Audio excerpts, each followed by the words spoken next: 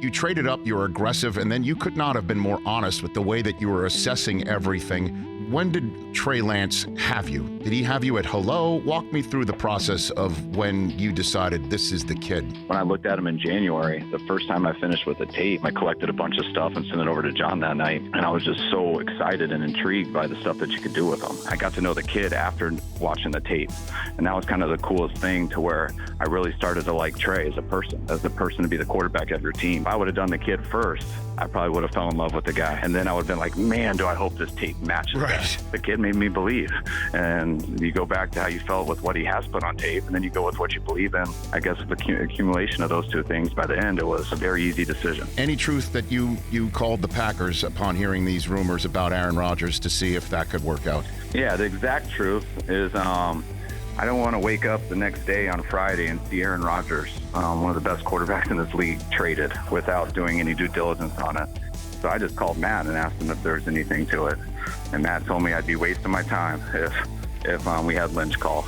And so Lynch did not call anyone the next day. How close did you guys ever come to your YOLO attempt at Russell Wilson? You have to say to yourself, okay, what's real and what's not real? And there's just so many things that go into a decision like that, and they're big decisions. But ultimately, in the end, I think, Rich, like, you have a team in Seattle who is obviously very happy with him and wasn't going to do anything with him. And so for us, we definitely explored it, but in the end, obviously nothing came to fruition. You could have 3 first-round draft choices next year, and that leads to a conversation amongst my colleagues that you can utilize that to get whoever you want at the quarterback position next year. Is this a Jalen Hurts one-year audition for the gig in Philadelphia? I feel like there are moments with your football team where you do whatever it takes, and certainly we're trying to do whatever it takes to win more than that, just one Super Bowl. And we have the most draft capital of any team in the league, so we have the flexibility at any position to improve our football team going forward. And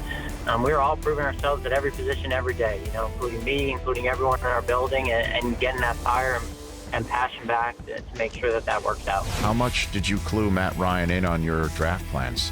I mean, Matt's a professional. I mean, every conversation he and I have is direct and honest. There's no games being played, but if we felt that it was the best interest of the Falcons right now to take a quarterback, we would have done it. The worst thing you do is to sit there and tell everybody what they want to hear all the time and then, go do something else. We won't do that here. Every conversation we've had with Matt is direct. He understands that. He's a competitor. I mean, all these guys know. Certainly, I mean, if you're a quarterback and you draft a guy that's 6'6" and can run like that, we have high expectations and high hopes for him. So I think, I don't want to speak for Matt, but I'd imagine he's pretty excited with the chance to work with him. Let's talk about your quarterback depth chart. Is there a competition at the top, or is this Jameis's gig? Okay, there is. Both Taysom and Jameis, are going to have plenty of opportunities once we get into the training camp. Do you think there is a possibility for having a 2-quarterback system ever in the NFL? Yeah, look, we're looking to find the guy that's going to lead our team this year. And that doesn't mean the other player's not going to have a role, but certainly it varies. If Jameis is starting, obviously Taysom has a role that expands not only just offensively, but on special teams, et cetera. And if it's the other way around, it's probably a little bit more limited. We look at then a lot of what we're going to do offensively based on who's doing it, and then how do we put an offense around those players or that player. So I do think there's a little bit influx, Rich, relative to who's starting and then the roles each player has. Some of that will be training camp driven. The number of people that I spoke to prior to the draft that was saying Carolina absolutely would take a quarterback despite having acquired Sam Darnold. Walk me through why you didn't actually go in that direction. No, we just felt like Sam plus another player, would be better for the team overall. We were sitting there one day on defense, and I can't remember we were watching a cut-up. Sam was playing on the other side of the ball, and a couple times he made some throws. Phil Snow, our defensive coordinator, was like, man, that kid looks like Matt Stafford. And so this is the defensive staff. Mm-hmm. And they were all like, you know what, every game we watched, he makes a couple of big-time plays. When the compensation was enough where, we didn't have to give up what we thought was too much, that would hurt our team, and a chance to get him here, we had watched so much tape on him that we saw enough shining moments. I've always been kind of a nurture versus nature guy. I think people have to be in the right situations, and hopefully a change of scenery is what he needs. Just go out there and be one of the guys and play well. Carson Wentz, when did you realize that this wasn't working out anymore? There's been no bigger fan of Carson Wentz than myself, and and really the Eagles organization. During the season, it was again not our most fun season, clearly, Rich.